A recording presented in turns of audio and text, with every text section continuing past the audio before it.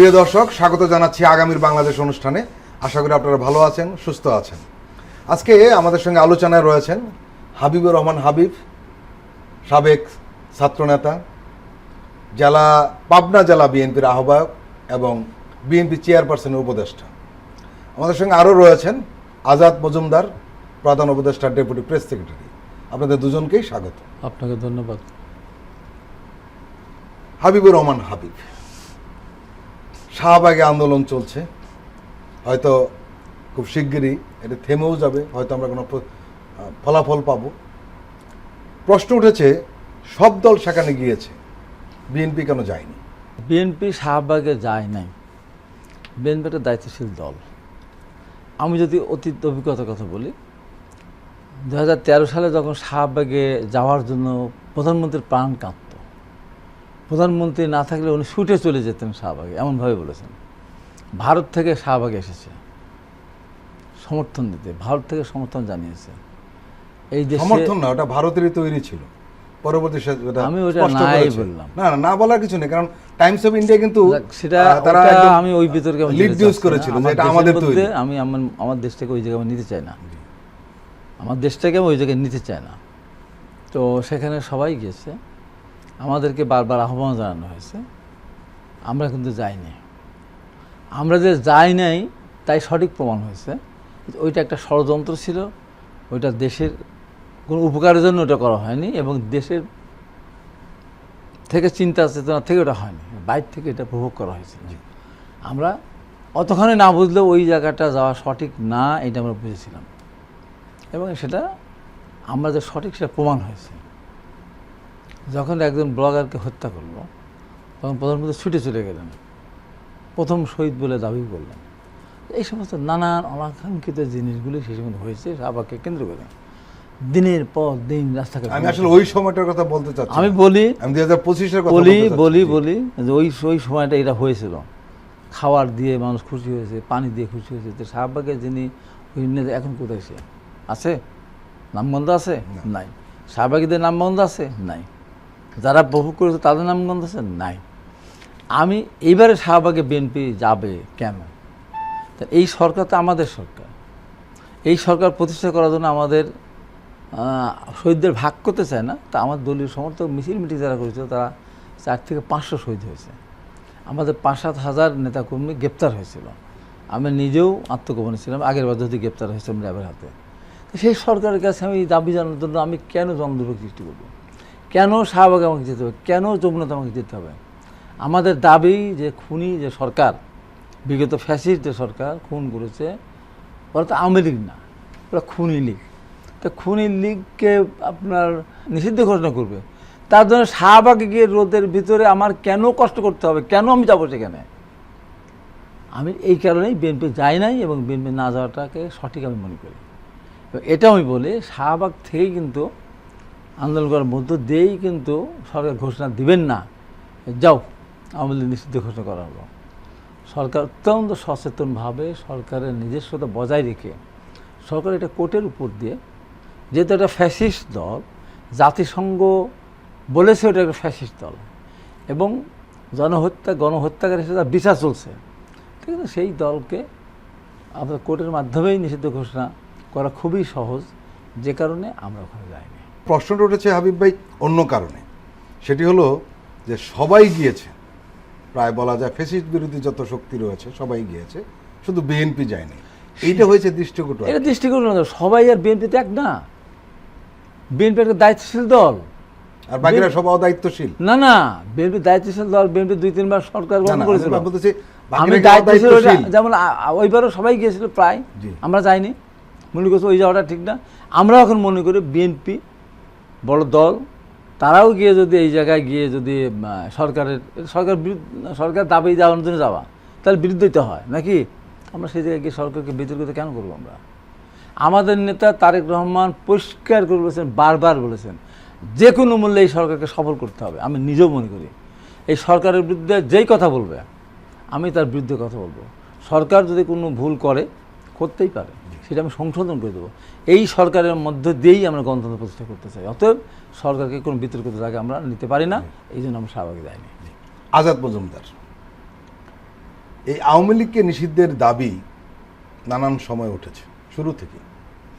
এক এক রাজনৈতিক দল এক এক রকম বলেছে।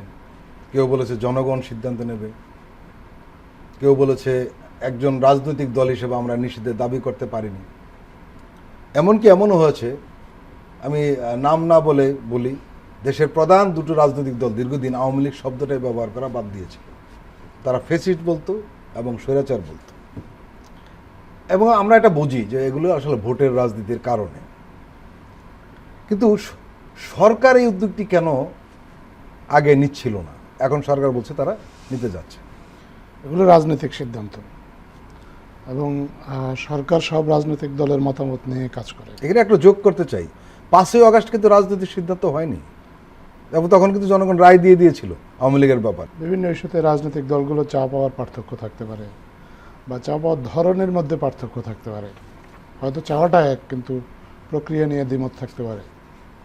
এগুলো নিয়ে রাজনৈতিক দলগুলো নিজেদের মধ্যে আলোচনা করে যদি একটা ঐক্যমতে আসে, তাহলে সরকারের জন্য কাজ করা সহজ হয়। সরকার এর বাইরে নিজস্ব কোনো সিদ্ধান্ত এখানে নেওয়ার কোনো কারণ আমি দেখি না। রাজনৈতিক দলগুলো চাওয়াটাই আসলে সম্মিলিতভাবে রাজনৈতিক দলগুলো যা চাইবে, রাজনৈতিক সিদ্ধান্তগুলো সরকার সেভাবেই বাস্তবায়ন করবে। আজাদুদের একটা প্রশ্ন বারবার উঠেছে, আমরা এই টক শোতে অনেক সময় আলোচনা করেছি। সেটি হলো, এই সরকারের কেউ কেউ সমালোচনা যাই করুক না কেন, যে ম্যান্ডেট নেই, নির্বাচিত সরকার নেই, কিন্তু আমরা সবাই জানি যে এই সরকারটি যে কোনো রাজনৈতিক দলের চেয়েও শক্তিশালী। এই কারণে সব দলই এই সরকারকে সমর্থন দিয়েছে। কিছুক্ষণ আগে হাবিবুর রহমান হাবিব সেটাই বললেন। এখন প্রশ্ন হলো যে এই সরকারকে আমরা সবসময় প্রোঅ্যাক্টিভ দেখি না, প্রো রিয়েক্টিভ দেখি। দুটো উদাহরণ দিই, একেবারে সাম্প্রতিক। একটি হলো আওয়ামী লীগের নিষিদ্ধের ব্যাপারে আন্দোলনে নামতে হলো, আরেকটি হলো সাবেক প্রেসিডেন্ট বাইরে চলে গেলেন, এরপরে সরকার একটা রিয়েকশন দেখালো। এই প্রোঅ্যাক্টিভ না হয়ে প্রো রিয়েক্টিভ কেন এই সরকার? সবগুলো রাজনৈতিক দল যখন কোনো বিষয়ে একমত হয়, তখন সরকারকে অ্যাক্ট করতে হয়। তো যতক্ষণ পর্যন্ত একমত না হচ্ছে, ততক্ষণ পর্যন্ত তো সরকারকে কিছু কিছু বিষয়ে অ্যাটলিস্ট অপেক্ষা করতে হয় রাজনৈতিক দলগুলোর মতামতের জন্য। এই কারণেই কিছুটা রিঅ্যাক্টিভ ভূমিকায় অবতীর্ণ হচ্ছে। আর প্রোঅ্যাক্টিভ ভূমিকায় যদি কোনো কোনো ক্ষেত্রে আপনি যদি মনে করেন সরকারকে দেখতে চান, তাহলে এটা নিয়ে পরবর্তীতে রাজনৈতিক বিতর্ক হওয়ার একটা আশঙ্কা থাকে। কেউ কেউ বলতে পারে যে সরকার হয়তো কোনো সিদ্ধান্ত রাজনৈতিক দলগুলোর উপর চাপিয়ে দিয়েছে। এরকম বিতর্ক যাতে না হয়, সেজন্য সরকার সবসময় মনে করে রাজনৈতিক ঐক্যমত্যের ভিত্তিতেই এই সিদ্ধান্তগুলো। হামিদ সাহেবের চলে যাওয়াটা কি রাজনৈতিক ঐক্যমত্যের দরকার আছে তাকে? না, এটা তো সরকারের কোনো একটা অংশ, সরকারি কর্মচারীদের কোনো একটা অংশ হয়তোবা সহযোগিতা করেছে। সরকারের শীর্ষ পর্যায়ে হয়তোবা এটা গোচরে ছিল না, তাদের অগোচরে এটা হয়ে থাকতে পারে। এই জন্য সরকারের পক্ষ থেকে তদন্ত করা হয়েছে। ইতিমধ্যে আপনার কারো কারো বিরুদ্ধে ব্যবস্থাও নেওয়া হয়েছে। আপনার সরকারের পক্ষে এরকম একটা ঘটনায় যা করা সম্ভব, সরকার সম্ভব সব কিছু করারই চেষ্টা করছে। তিনটি নির্বাচন যারা পরিচালনা করলেন এবং পরবর্তী সময় তারা এই নির্বাচনে যে বক্তব্য দিয়েছেন, সেই সব নির্বাচন কমিশনারও কিন্তু বহাল তবিয়ত রয়েছে এবং তাদের ব্যাপারে জনগণের দাবি উঠেছে। তো সরকার এ ব্যাপারে তো আমরা কোনো তার ক্রিয়াশীল ভূমিকা দেখছি না। সেটাও কি প্রতিক্রিয়াশীল ভূমিকা হবে? না, আমি আপনার সাথে মোটেও একমত না এ বিষয়ে। সরকার তার কাজ করছে, প্রত্যেকের ব্যাপারেই সরকার তার নিজস্ব পদ্ধতি মেনে, রীতিনীতি মেনে কাজ করছে। যখন কোনো পদক্ষেপ নেওয়ার উপযুক্ত সময় আসবে, তখন অবশ্যই সরকার তাদের বিরুদ্ধেও ব্যবস্থা নেবে।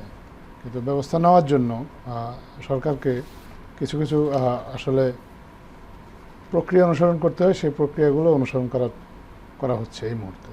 সো এটাকেই আমি মনে করি যে আসলে ক্রিয়াশীল ভূমিকা। হাবিবুর রহমান হাবিব, বিএনপির ভারপ্রাপ্ত চেয়ারম্যান তারেক রহমানের দুটো বক্তব্য নিয়ে বেশ আলোচনা হচ্ছে। একটি হলো, উনি বলেছেন যে অন্তর্বর্তী সরকার হয়তো অত্যন্ত সুকৌশলে নানা ইস্যু সৃষ্টি করে স্বৈরাচার বা ফেসিবাদ বিরোধী যে রাজনৈতিক দলগুলো মাঠে ছিল, তাদের ঐক্যের মধ্যে ফাটল ধরানোর একটা ক্ষেত্র তৈরি করছে। আরেকটা প্রশ্ন উনি উঠিয়েছেন হামিদ সাহেবের দেশ ছেড়ে চলে যাওয়ার বিষয়ে। উনি বলছেন যে অন্তর্বর্তী সরকার নাকি দেশ ত্যাগের ব্যাপারে কিছুই জানে না। এ নিয়ে মানুষের মনে প্রশ্ন উঠেছে, অন্তর্বর্তীকালীন সরকার তাহলে জানেটা কি? এটা তো খুব স্বাভাবিক। হামিদ সাহেব দেশের শুধু সাবেক রাষ্ট্রপতি না, ওনার বিরুদ্ধে মামলা আছে, ওনার সন্তানদের বিরুদ্ধে মামলা আছে। তাহলে উনি কীভাবে দেশ ছেড়ে চলে গেলেন, ক্লিয়ারেন্স কীভাবে পেলেন, এটা প্রশ্ন উঠতেই পারে। যে একটা সাধারণ একটা মানুষ যদি যেতে লাগে তার ক্লিয়ারেন্স লাগে। বিভিন্ন সময় আমরা দেখেছি থানা বা জেলার বা সেন্ট্রালের যে কোনো একজন ছোটোখাটো তারাও গেলে কিন্তু এয়ারপোর্টে তাদের বসে রাখা হতো বা ফেরত পাঠাতে হতো, গ্রেপ্তার করা হতো। দেশের সাবেক রাষ্ট্রপতি যার নামে মামলা আছে, হত্যা মামলা আছে, দেশ ছেড়ে চলে যাবেন, এটা তো সপ্তম আশ্চর্য এক আশ্চর্য।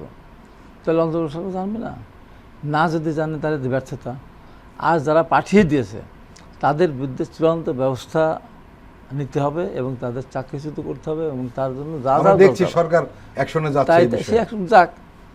এই যে না জানিয়ে চলে যাওয়াটা, এটা না জানাটা যেমন মানে খুবই একটা গ্রহণযোগ্য না। আর গিয়েছে যখন, তখন তাদের বিরুদ্ধে ব্যবস্থা নেওয়ার মধ্যে দিয়ে সরকার এটাকে সামনের দিকে নজির স্থাপন করতে পারে। জুলাই আন্দোলনে যারা আন্দোলন করেছিলেন তাদের ভিতরে আপনার অনৈক্য সৃষ্টি করতে চেয়ে ক্ষমতাকে প্রলম্বিত করতে যাচ্ছে। এখানে একটা সরকার কিভাবে এই প্রলম্বিত করতে চাচ্ছে বা ঐক্যে ফাটল ধরাতে চাচ্ছে? আজকে দেখেন, আজকে ধরেন ছাত্র সংগঠনগুলি, ছাত্ররা তারা আন্দোলন করছে, আমরা তাদের সমর্থন করি, সম্মান করি, সমীহ করি। কিন্তু ছাত্রদের পক্ষে থেকে বলা হয় যে জাতীয় পরিষদ নির্বাচন আগে কোনো নির্বাচন কথা বলা যাবে না, সমস্ত সংস্কার শেষ না হওয়ার পর্যন্ত উচ্চারণ করা যাবে না নির্বাচনের কথা, সমস্ত খুনের বিচার না হওয়া পর্যন্ত নির্বাচনের কথা মুখে আনা যাবে না। এই যে মানে কথা বলা, এই কথা বলার ভিতরে কেউ সৌজন্য আছে? আছে? নাই। এইভাবে যে দ্রুত সৃষ্টি হচ্ছে। আমরা একবারও বলতে চাই না আমাদের সন্তান, এদেরকে যদি আমরা ছোটো করি আমরা ছোটো হয়ে যাবো। আমরা এই ছোটো করতে চাই না। যখন এই কথাটা বলে তখন তো আমার গায়ে লাগে। বিএনপি একটা দল, দীর্ঘদিনের একটা দল, তার মতামত দিতেই পারে, ধমক দিতে পারে না। যেন আপনারা দেন। আমি ধমক দিই না তো, যে ধাওয়া দিলে তা টিকবেন না, আমরা ধমক দিই না তো। কথা কেন তাদের সাথে, তাদের আমরা ধাওয়া দেবো কেন? জি, তারা তো আমাদের ভাই বা আমাদের তারা অনুজ, তারা এখনও নিবন্ধিতই হয়নি। তো তার সাথে আমি কন্ট্রাডিকশনে কেন যাব? আমার কন্ট্রাডিকশন কোনো দরকার নাই। আমার ইমিডিয়েট আমার শত্রুকে, আমার শত্রু এদেশে ছিল কি আওয়ামী লীগ, এখনও আমার শত্রু আওয়ামী লীগ। এখনও যদি সামনে থেকে নির্বাচন হয়, সেই নির্বাচনে যদি কোনো ষড়যন্ত্রের কারণে নির্দলীয়ভাবে যদি তারা প্রতীক ছাড়াও নির্বাচন করে, তারপর যদি আরও বেশি দিন যায়, এখন হলে তা না, আরও যদি বেশি দিন, 1 বছর 2 বছর যদি যায়, তখন এই যে এরা সব গ্রেপ্তার হচ্ছে, কিন্তু অনেকে জামিন পেয়ে যাচ্ছে, কিন্তু জামিন পেয়ে যখন সে মাঠে আসবে তখন আমরা ধাওয়া দিতে পারবেন না। তাহলে সেই নির্বাচনে আমরা ফাইট হবে কার সাথে? আওয়ামী লীগ দেশ ছেড়ে চলে গেছে পরিস্থিতি থেকে, এই সব অফিসারকে মনে করছেন আওয়ামী লীগের বাইরে চলে গেছে? মনে প্রাণে তারা আওয়ামী লীগ, পরিস্থিতির পরিপ্রেক্ষিতে তারা ওই একটা করতে পারতেছে না। এবং এই যে আমরা যে বুঝে শুনে আমরা বলি, এই কারণে বলি, এই স্থানীয় সরকার তো নির্বাচন নয়, এনসিপি তো সংগঠিত হয়নি এখনও। এই কারা ক্ষমতা আসবে? জামাত কিছু কিছু জায়গায় পাবে।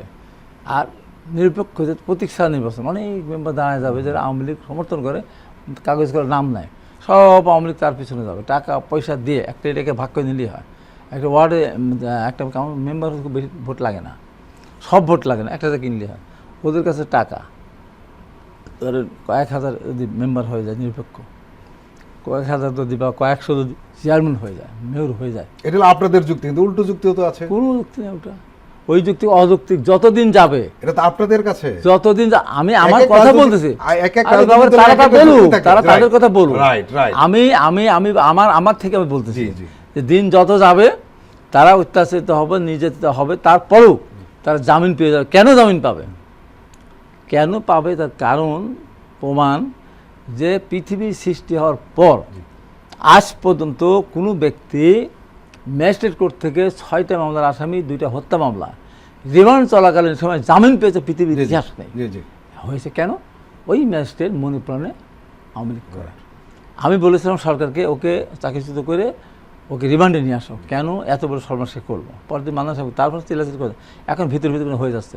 তা দিন যত যাবে আপনি বামে তাকালে দেখবেন যে আওয়ামী লীগ সমস্যা, ডাইনে তাকালে আওয়ামী লীগ সমস্যা, উপরে তাকালে আওয়ামী লীগ সমস্যা, নিচে আওয়ামী লীগ, এর ফাঁকে ফাঁকে কোনায় গাছিতে আপনি দেখবেন যে নিরপেক্ষ। তো এই জন্য বলছি আমরা যে আমরা আশঙ্কা করতেছি আমার এলাকায় অনেকে জামিন নিয়ে চলে গেছে, আর আমি ধরা পড়লাম, আমাকে ধরলো টকশো থেকে, আমাকে ম্যাজিস্ট্রেট জামিন দিল না, জজ কোর্ট দিল না, আমাকে হাইকোর্ট থেকে জামিন নিতে হলো। সেই মামলায় আমাকে সাজা দিয়েছে বিগত সরকার। সর্বপ্রথম আমাকে সাজা শুধু দেয়নি, আমাকে নির্বাচনে অযোগ্য ঘোষণা করেছে। আমাদের বক্তব্য বলে যে আমরা এইভাবেই চাই যে আমাদের দিন যত যাবে আমাদের এই সংগঠনগুলোর ভিতরে কিছু না কিছু এই কথা সে কথা আমি একটা বললাম না, একটু আপনি বাড়ি বললেন, আপনার কাছে আর একটু বাড়ি বলে আমাদের বিবেচিত, এই জন্য বারবার বলে যে অনৈক্য সৃষ্টি কোনোভাবেই করা যাবে না, কারণ এই সরকারকে কিন্তু আমাদের ঐক্যের প্রতীক। এখন এর ভিতরে যদি বিভেদ সৃষ্টি হয়ে যায় সর্বনাশ হয়ে যাবে। এখনও ষড়যন্ত্রের মধ্যে কিন্তু আমরা আছি নিঃসন্দেহে। প্রিয় দর্শক, আমরা এখন একটু বিরতি নিচ্ছি, আপনারা আমাদের সঙ্গেই থাকুন।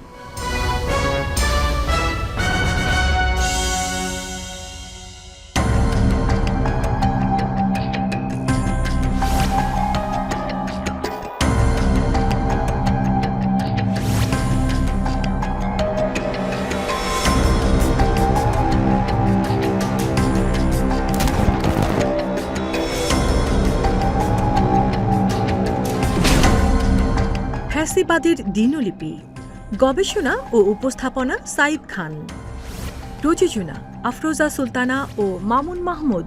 দেখবেন প্রতি রবি থেকে বৃহস্পতিবার সন্ধ্যা 7টায়।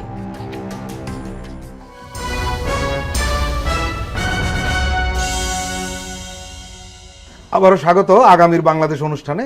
আজকে আমাদের সঙ্গে আলোচনায় রয়েছেন বিএনপি চেয়ারপারসনের উপদেষ্টা জনাব হাবিবুর রহমান হাবিব, রয়েছেন প্রধান উপদেষ্টার deputy press secretary Azad Majumdar. সম্ভবত এই যুদ্ধকে কেন্দ্র করেই কিছু ঘটনা ঘটছে আমাদের মিডিয়াতে। আমরা লক্ষ্য করছি যে মোট 6টি টেলিভিশনের, বাংলাদেশের 6টি টেলিভিশন চ্যানেলের ইউটিউব চ্যানেল ইন্ডিয়াতে বন্ধ করে দেওয়া আছে। কি বলবেন? এটা আমরা লক্ষ্য করেছি। আমাদের মাননীয় প্রধান উপদেষ্টার বিশেষ সহকারী ফয়েজ আহমেদ তৈয়ব উনি ইতিমধ্যে সরকারের ভূমিকাটা কি হবে সেটা ওনারা একটা ফেসবুক পোস্টে জানিয়েছেন। আমরা ইউটিউবের কাছে জানতে চাইব আগামী 2 কর্মদিবসের মধ্যে, কারণ আমরা মনে করি বাংলাদেশের নাগরিক যারা ভারতে কর্মসূত্রে অবস্থান করছেন এক্ষেত্রে তাদের অধিকার ক্ষুণ্ণ হচ্ছেন। আমরা ইউটিউবের কাছে জানতে চাইব এক্ষেত্রে তাদের কোনো বক্তব্য আছে কিনা। যদি ইউটিউব যৌক্তিক কোনো ব্যাখ্যা দিতে না পারে তাহলে বাংলাদেশের পক্ষ থেকে যেটা উপযুক্ত মনে করা হবে সেই সিদ্ধান্তটা গ্রহণ করা হবে। এ বিষয়ে অলরেডি সরকারের অবস্থানটা আমাদের বিশেষ সহকারী পরিষ্কার করেছেন। উনি অবশ্য বলেছেন যে বাংলাদেশে একই পদক্ষেপ নেবে। বাংলাদেশ অ্যাকচুয়ালি আমাদের সরকার হচ্ছে অবাধ তথ্য প্রবাহে বিশ্বাসী। আপনি দেখেছেন অনেক দিন ধরেই ভারতের অনেকগুলো চ্যানেল বাংলাদেশের ব্যাপারে অপপ্রচার করছে এবং বাংলাদেশকে নিয়ে নানা ধরনের উস্কানিমূলক কথাবার্তা বলছে। একটা সুবিধা আছে এসব ক্ষেত্রে, যে সেটা হচ্ছে ভারতের এসব চ্যানেলের বিশ্বাসযোগ্যতা শূন্যের কোঠায়, একেবারে তলানিতে পৌঁছে গেছে। এরা বাংলাদেশের দর্শকদেরকে টার্গেট করে এ ধরনের উস্কানিমূলক অনুষ্ঠান প্রচার করে এবং বাংলাদেশের মানুষ ওনাদের সংবাদের নিউজের যে শোগুলো এগুলোকে কমেডি শো হিসাবে দেখে এবং এগুলো নিয়ে অনেক হাসাহাসি হয় আমাদের দেশে। সো এগুলোকে কেউ সিরিয়াসলি নেয় না। সো এগুলো বন্ধ করা না করা আসলে তেমন কিছু আসে যায় না। আর কিছু সিরিয়াস ইন্ডিয়ান মিডিয়া আছে যারা খুব সুকৌশলে যে অপপ্রচার চালায়, তাদের টার্গেট হচ্ছে অ্যাকচুয়ালি ইন্ডিয়ান ডায়াসপোরা। সারা পৃথিবীতে ইন্ডিয়ান যে ডায়াসপোরা আসে তাদেরকে বাংলাদেশের বিরুদ্ধে খেপিয়ে তোলার একটা চেষ্টা। এখন এই মিডিয়াগুলো বাংলাদেশে বন্ধ করে দিলে কোনো এখানে ক্ষতিবৃদ্ধি কিছু আসে যায় না তাদের, কারণ তারা তো বাংলাদেশের মানুষকে টার্গেট করে এই অপপ্রচারটা চালাচ্ছে না, তারা অপপ্রচারটা চালাচ্ছে আসলে বিদেশি বা বিদেশে বসবাসরত ভারতীয়দেরকে টার্গেট করে। সো এটা আমাদের জন্য উপযুক্ত পদক্ষেপ হবে কিনা এটা নিয়ে সরকারের মধ্যে মত দ্বিমত আছে। এটা নিয়ে আমরা যে আগে কখনো আলোচনা করি নাই তা না। এই অপপ্রচারকারী চ্যানেলগুলা বা যারা বাংলাদেশের বিরুদ্ধে সবসময় একটা অপতথ্য ছড়াচ্ছে তাদের বিরুদ্ধে আমরা এখানে কোনো পদক্ষেপ নিতে পারি কিনা। আমরা মনে করেছি যে দেখেছি যে কিছু কিছু চ্যানেল আছে যাদের বিরুদ্ধে পদক্ষেপ নেওয়া না নেয় কিছু আসা যায় না, আর কারোর বিরুদ্ধে পদক্ষেপ নিলেও আসলে আমরা যে কারণে পদক্ষেপ নেব সেই কারণটা আসলে সিদ্ধ হবে না। সেই জন্য সরকার এসব ক্ষেত্রে আসলে অন্যভাবে কাজ করার চেষ্টা করছে। তাদের ডিসইনফরমেশনকে ইনফরমেশন দিয়ে কাউন্টার দেওয়ার চেষ্টা করেছে। তারা যখনই কোনো মিথ্যা তথ্য দিচ্ছে আমরা চেষ্টা করেছি আমরা সত্যটা তুলে ধরতে। সো মিথ্যার বিরুদ্ধে যখন সত্যের ফাইটটা হয় আমরা বিশ্বাস করি যে চূড়ান্ত বিচারে গিয়ে সত্যটাই জয়ী হয়, এবং সে কারণে আমাদের আত্মবিশ্বাস যে তাদের এই অপপ্রচার শেষ পর্যন্ত আসলে বাংলাদেশের তেমন বড় কোনো ক্ষতি করতে পারবে না। এই বিশ্বাস থেকে আমরা তাদের এই ডিসইনফরমেশনটাকে ইনফরমেশন দিয়ে ফাইট করার চেষ্টা করছি। আমরা কোনো মিডিয়াকে ভারতের মতো করে এভাবে বন্ধ করে দিয়ে আমরা মনে করি না যে এটা আসলে কোনো মিডিয়ার প্রতি যদি বিরূপ মনোভাবাপন্ন একটা অ্যাটিটিউড আপনি দেখান কোনো একটা সরকার, তাহলে খুব একটা লাভ হয়।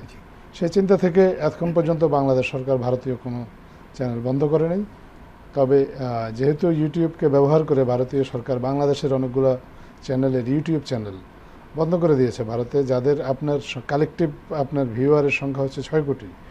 আপনার এরকম পদক্ষেপ যেহেতু ভারত সরকার নিয়েছে, এখন বাংলাদেশ সরকারকে এই বিষয়ে রিথিঙ্ক করার একটা সুযোগ এটা করে দিয়েছে, এবং সেটা যে রিথিঙ্ক করবে সেটা আমাদের বিশেষ সহকারী উনি জানিয়েছেন। তবে এ বিষয়ে যে কোনো সিদ্ধান্ত নেওয়ার আগেই বাংলাদেশ আসলে আগে ইউটিউবের কাছে ব্যাখ্যাটা চাইবে। হাবিবুর রহমান হাবিব, জি, আপনি জানেন যে 5 আগস্টের পর ভারতীয় মিডিয়া কি ধরনের অপপ্রচার চালিয়েছে? মিথ্যা, বিভ্রান্তিকর, ডিসইনফরমেশন, শুধু মিসইনফরমেশন না, ডিসইনফরমেশন ছিল বেশি। এখন আবার নতুন করে তারা একটা পদক্ষেপ নিয়েছে যে বাংলাদেশের 6টি টেলিভিশনের ইউটিউব চ্যানেল ইন্ডিয়ার যাতে দেখতে না পারে সেই ব্যবস্থা করেছে। এই যে ভারতের মিডিয়ার যে একটা আগ্রাসন শুরু থেকে আমরা দেখছি যে তারা আসলে 5 আগস্টের পরাজয়টা মেনেই নিতে পারছে না। কিভাবে দেখছেন আপনি গোটা বিষয়টিকে? না, 5 আগস্টের পর্যায়ে তারা নিজের পরে ভাবছে। একটা দেশে তো সরকার পরিবর্তন হতেই পারে, যে ফর্মই হোক না কেন, এটা তাদের তো গা ব্যথা হওয়ার কথা ছিল না। পরবর্তী সময় যে সরকার ক্ষমতা জনগণের আকাঙ্ক্ষার প্রেক্ষিতে ক্ষমতা তাদের হাতে এসেছে, তাদেরকে সমর্থন করা উচিত। তো ব্যক্তিভাবেই মানে মনে হচ্ছে যে ব্যক্তি ঝগড়া, রাষ্ট্রের সাথে রাষ্ট্রের সম্পর্ক থেকে কোনো নর্মের ভিতরেই নাই। মানে এটাকে আমার একটা দেশ তার মানে আপনার ফরেন পলিসি এরকম হতে পারে, এরকম দেশ হতে পারে, এটা তো আমার চিন্তার বাইরে। আর তাদের যে সমস্ত চ্যানেল, যে সমস্ত ভাষা বলে মিথ্যা, আমি 2-3 দিন গেছি আর বাংলার প্রোগ্রামে, যার পর যা বলে আমি তো ধমক ঠমক দিয়ে চলে যাই, এগুলো কি মিথ্যা, জোকার টাইপের জোকার। ও আর আমি আগে দেখতাম মাঝে মধ্যে, দেখি তো নাই, আমাদের দেশের মানুষ দেখে না। তো এখন ভারতের কিছু কিছু ব্যাপার আছে যে আমাদের মিডিয়াগুলি ক্ষতিগ্রস্ত, যে ভারতের কিছু চ্যানেল দেখানোর জন্য। এইগুলির ব্যাপারে আমার একটা মতামত, অবাধ তথ্য প্রবাহ আমার বিশ্বাসী। তারপরে মনে করি যে দেশ আমার কোনোটাই দেখতে দেয় না, তা সেই দেশের জিনিস আমার দেখাতে দরকার নেই। আর ভারত আমাদের যে 6টি আপনার ইউটিউব চ্যানেল বন্ধ করে, এতে আমার আসা যায় না। কারণ ভারতের এই লোক দেখলে আমার এই সমস্ত চ্যানেল দেখে আমার পক্ষে আসলে বিপক্ষে আসলো, তাতে আমার দেশে কোনো আসে যায় না। আমার আসা যায় এইটা, ভারতের ওই চ্যানেলগুলি অবাধ চলতে থাকে, আমার বাংলাদেশের মিডিয়াগুলি মার খাবে। বাংলাদেশের মিডিয়ার পক্ষে আমি বাংলাদেশের মিডিয়াকে, বাংলাদেশের সাংবাদিকদেরকে আরও সম্মানিত করার জন্য, তাদের কর্মসূচিগুলো বেশি করে দেখে, সেই জন্য আমি ভারতের মিডিয়াকে আমি নিয়ন্ত্রণ করার জন্য আমার দাবি থাকবে সরকারের কাছে। এর বাইরে আমার কোনো, আমি মনে করি যে আর কিছু বলার দরকার আছে। আমারটা বন্ধ করছে করবে, ও দেখি আমার পক্ষে পারবে না, ভোট দিতে পারবে না, কোনো কিছু করতে পারবে না। আমার এখানে কমাতে হবে, আমার দেশের কর্মসংস্থান বৃদ্ধির জন্য, আমার মিডিয়াকে উপর উঠানোর জন্য, আমার মিডিয়াকে মদত বেশি করে দেখে। সেই জন্য আমি সরকারকে বলবো, ওরা যেহেতু আমাদের উস্কানি দিয়েই ফেলছে, আমার নিজেরা ওরা দিয়েছে, আমরা বন্ধু করে দেখেছি, সমস্যা কী আছে? সবে আমার সারা পৃথিবী দেখুক, ভারত ভারত আমার দেখার দরকার নাই। তো এই জন্য মনে করি সব কিছু মিলিয়ে আবার এই যে যুদ্ধকে কেন্দ্র করেও তারা আমাদের সাথে বিভিন্ন ধরনের যে পুশিন যেটা করা শুরু করেছে, এগুলো মানে এই মানসিকতার ব্যাপার। ভারতের সরকারের উচিত, বর্তমান যে সরকার আমাদের আছে, জনগণ দ্বারা নির্বাচিত সরকার, সেই সরকারকে আপনার সমর্থন দেওয়া, সামনের দিকে এগিয়ে নেওয়া। আমার বাংলাদেশ যদি শান্তি থাকে তারাও শান্তি থাকবে। আমার Right. বাংলাদেশকে অশান্ত করে সে খুব শান্তিতে থাকতে পারবে এমন তো নয়। আমাদের ভয় পাওয়ার কিছু নেই। আমরা বাংলাদেশ ভারতের তুলনায় অনেক ছোটো হতে পারি, লোকসংখ্যা ভারতের তুলনায় আমাদের 6 ভাগের 1 ভাগ হতে পারে বা তারও কম হতে পারে, কিন্তু কিছু আসে যায় না। আমাদের ভৌগোলিক অবস্থান খারাপ জায়গা নেই। আমাদের সাথে যে ব্যবহার করো আমাদের সেই ব্যবহার করি, ওরা আরও বিপদে পড়ে। শক্ত দেবে, আমাদের সরকার শক্ত দেবে, আমরা জনগণ আমাদের ঐক্যবদ্ধ থাকে, ভারতের চোখ রাঙানিতে আমাদের ভয় পাওয়ার কিচ্ছু নেই। প্রিয় দর্শক, আমরা এখন একটু বিরতি নিচ্ছি, আপনারা আমাদের সঙ্গেই থাকুন।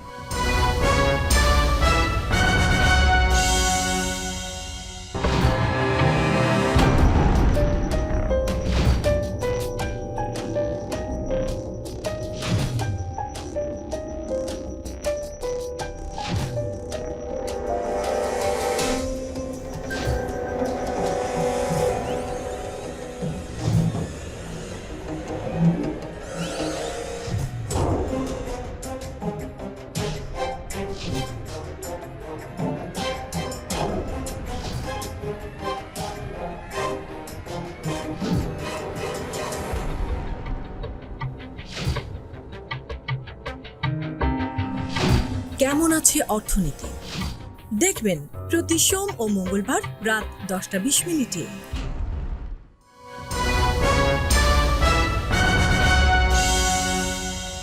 আবারও স্বাগত আগামীর বাংলাদেশ অনুষ্ঠানে। আজকে আমাদের সঙ্গে আলোচনায় রয়েছেন বিএনপি চেয়ারপারসনের উপদেষ্টা হাবিবুর রহমান হাবিব, রয়েছেন প্রধান উপদেষ্টা deputy press secretary Azad Majumdar. Azad Majumdar, একটি বিষয় নিয়ে সমালোচনা হচ্ছে, সেটি হলো শাহবাগে যে আওয়ামী লীগ নিষিদ্ধের দাবিতে যে প্রোগ্রাম চলছিল, সেই প্রোগ্রামে সিটি কর্পোরেশন থেকে পানি ছিটানো হয়েছিল মূলত ঠান্ডা করার জন্য, প্রচণ্ড গরম। এই নিয়ে দেখা গেল একটা সমালোচনা হচ্ছে যে সিটি কর্পোরেশন একটি দলের প্রতি সহানুভূতি দেখাচ্ছে ইত্যাদি ইত্যাদি। কিন্তু এই সমালোচনা আসার পর সিটি কর্পোরেশনের পক্ষ থেকে কিন্তু একটি প্রেস রিলিজ দেওয়া হয়েছে এবং সেখানে বলা হয়েছে তারা এখানেই নয়, তারা খালেদা জিয়া যখন আসলেন বিএনপি চেয়ারপারসন, সেখানেও পানি ছিটিয়েছেন, মানুষের গরম যেটা, এরকম ঘটনা ঘটেছে আর কি। হঠাৎ করে এই বিষয়ে সমালোচনা আসলো কেন? এটা সম্ভবত কিছু মিডিয়ার একপাক্ষিক দৃষ্টিভঙ্গির কারণে হয়েছে। পানি ছিটানোর বিষয়টা এরকম হিট ওয়েভে পাবলিক হেলথের বিষয়টা মাথায় রেখে সিটি কর্পোরেশন জানিয়েছে তারা পানিটা ছিটিয়েছে, এবং এটাই প্রথম নয়। তারা এর আগে আমাদের বিএনপি চেয়ারপারসন উনি যখন দেশে ফিরছেন তখন অপেক্ষমান নেতাকর্মীদের গরমের তাদের যাতে কষ্ট না হয় তাদেরকেও পানি ছিটিয়েছে। হেফাজতে ইসলাম যে সমাবেশ করেছে সেখানেও পানি ছিটিয়েছে। প্লাস যেখানে এই গরমের মধ্যে অধিক জনসমাগম হচ্ছে হাটে বাজারে, সেখানেও এই পানি ছিটানোর কাজটা করা হচ্ছে। এটা একেবারেই পাবলিক হেলথের কথা ভেবে তারা করা হচ্ছে, তারা করছে। কিন্তু যেই মাত্র আপনার ছাত্রদের সবাই এটা আপনার করা হলো, তখন কিছু কিছু মিডিয়ার চোখে পড়েছে এবং তাদের কাছে মনে হয়েছে এটা পক্ষপাতদুষ্ট, এবং তারা এটার মধ্যে সংবাদ মূল্য দেখেছে। এর আগে যখন করা হয়েছে ওটাকে তাদের কাছে ঠিক সংবাদ মনে হয়নি, যে কারণে ওই সময় বিষয়টা আলোচনায়ও আসেনি এবং এটা নিয়ে কোনো তর্ক বিতর্ক হয়নি। এখন যেহেতু মিডিয়া এটাকে সামনে নিয়ে এসেছে, তখন এটা নিয়ে কিছুটা আলোচনা হচ্ছে এবং ভুল বোঝাবুঝির একটা আশঙ্কা তৈরি হয়েছে। তবে ধন্যবাদ সিটি কর্পোরেশনকে, তারা আসলে এই বিষয়টাতে একটা পরিষ্কার ব্যাখ্যা দিয়েছে এবং আমাদের বিশ্বাস এইটা শুধু ঢাকা সিটিতে না, এখন যে এই যে হিট ওয়েভটা চলতেছে অন্যান্য সিটিতেও এরকম গ্যাদারিংয়ে যদি তাদের সুযোগ থাকে তাহলে এই ব্যবস্থাটা তারা নেবে, কারণ জনস্বাস্থ্যটা আসলে আমাদের জন্য খুব গুরুত্বপূর্ণ একটা বিষয়। এবং এরকম গরমে যে কোনো কর্মসূচি সে যে কারণেই পালন করা হোক না কেন, রাজনৈতিক বিবেচনা না নিয়ে সেটাকে জনস্বার্থের বিবেচনা নিয়ে এটা যদি করা যায়, তাহলে এটা এইসব সমাবেশে ঘটনা দুর্ঘটনা এগুলো এড়ানো সম্ভব হবে। এখানে যাতে হিট স্ট্রোকে কোনো মানুষ অসুস্থ যাতে না হয়ে যায়, সেই বিষয়টা বিবেচনা রেখে সবাইকে দলমত নির্বিশেষে এই সার্ভিসটা সিটি কর্পোরেশন দেবে, এটা আমরা আশা রাখি এবং আমাদের বিশ্বাস তারা এটা করবে। হাবিবুর রহমান হাবিব, আমরা যে প্রসঙ্গটা আলাপ করছিলাম, আসলে আমরা লক্ষ্য করছি যে মিডিয়া অনেক সময় দায়িত্বটা ঠিকভাবে পালন করছে না। আরেকটা অভিযোগ তো উঠেছে যে এখনও মিডিয়ায় স্বৈরাচারের দূষণরা বহাল তুবে বসে রয়েছে, কি বলবেন? সব মিডিয়ার মালিকগুলি চেঞ্জ হয়েছে, রাইট, সাংবাদিকের চেঞ্জ হয়েছে, তাহলে তাহলে আপনি পরিবর্তন পাবেন কেন? এখন যেটুকু করতে চাপে পড়ে না করলে হয় না তাই। আর এই পানি ছিটানোর ব্যাপারটাকে আমি সমর্থন করি। ছাত্রদের এখানে দরকার ছিটিয়েছে, আবার যদি কারো ছিটাবে, এটা জনস্বার্থে কাজ করবে। এটা নিয়ে মিডিয়ার তো মাথা ব্যথা হওয়ার কোনো কারণ দেখি না তো। এরা তো মানুষ, এই দেশের মানুষ তো। মানে এটাকে শুধু শুধু একটা বিতর্কে নিয়ে এর যেতে ভিতরে চায়। কোনো দরকার নাই। গরম পানি তো ছিটাই নাই। পুলিশ যখন গরম পানি দিত তখন তো এরা বলতো না অনেকেই, রাইট। তো কেন গরম পানি মিছিলের উপর মারা হচ্ছে, তখন অনেকেই বলে নাই। যারা বলে নাই তারাই আজকে এটা বলতেছে যে ছাত্রদের উপর কেন ঠান্ডা পানি দেওয়া হচ্ছে। অতএব আমি মনে করি সিটি কর্পোরেশন যে কাজটা করছে এটা করুক, যেখানে দরকার সেখানেই করুক। জনস্বার্থে এটা করা উচিত বলে মনে করি, এটার উপর কোনো দোষ নেই। ধন্যবাদ সিটি কর্পোরেশনকে।